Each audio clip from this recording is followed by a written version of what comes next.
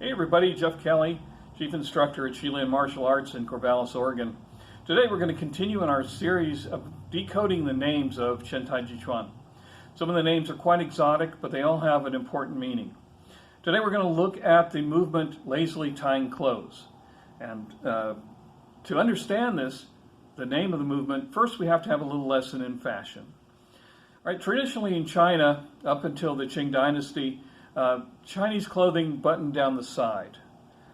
If you go back far enough, during the Song Dynasty, they didn't have buttons. They crossed the outer part of the robe, which was translated to Japan and became the kimono. But later on from there, they started buttoning clothing down the side. And that's the way it existed up until the end of the Ming Dynasty. From the Ming, we entered the Qing Dynasty, which was a foreign dynasty. It was the Manchus from northern China. And when they took over, they asserted their authority with a couple fashion choices. First of all was the hair. Now, traditionally, Chinese men did not cut their hair.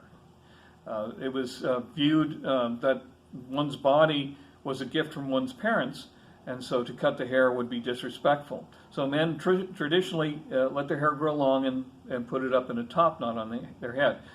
Taoist monks today still wear that fashion. The other thing, as a side note, what the Qing government did is they imposed what we call the queue. And this was taking the hair and not putting it in a top knot, but braiding it into a single ponytail. It's known as the queue. And it was under penalty of death that you have your queue. They said, lose your queue, lose your life. So this is one of the ways they asserted authority. They also kind of insisted that the front of the head be shaved. Personally, I think that's a fashion I'd like to see come back, but nonetheless. That was some of the the things that they imposed. Now, what changed also was the fashion. Traditionally, they went to the button down the front clothing, which the Manchus typically wore. Now, there's some overcoats that would go down the side, but the undergarments would button down the front. Now, this is what we normally associate with Chinese fashion, and certainly most Kung Fu schools will wear this. All right.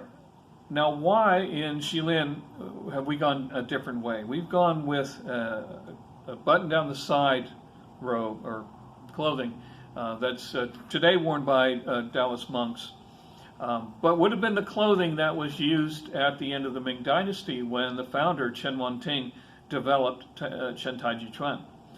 So why is that important? Well, the movement Lazily Tying Clothes is based on the clothing of the period. So first of all, let me demonstrate the movement. So from here, lazily tying clothes.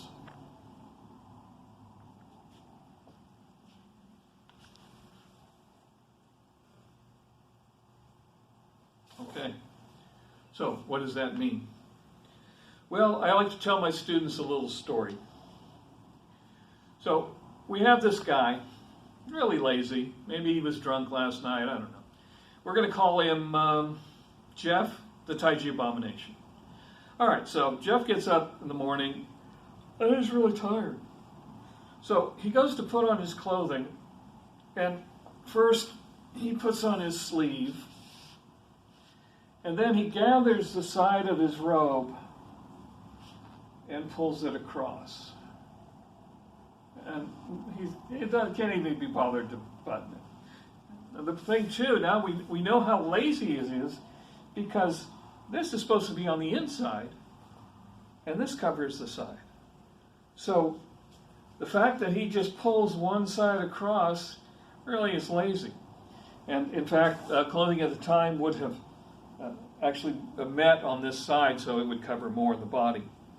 So that's the imagery behind lazily tying clothes. Now, if you'll step over here for a second, you'll see how with our uniforms that makes perfect sense. The problem with the modern uniforms, or if we may call them Qing Dynasty uniforms, is that this doesn't work.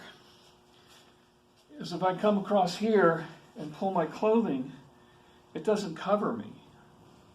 So it really doesn't make any sense to call it lazily tying clothes. So that's why we went with the uniform we went with, which is a side closure.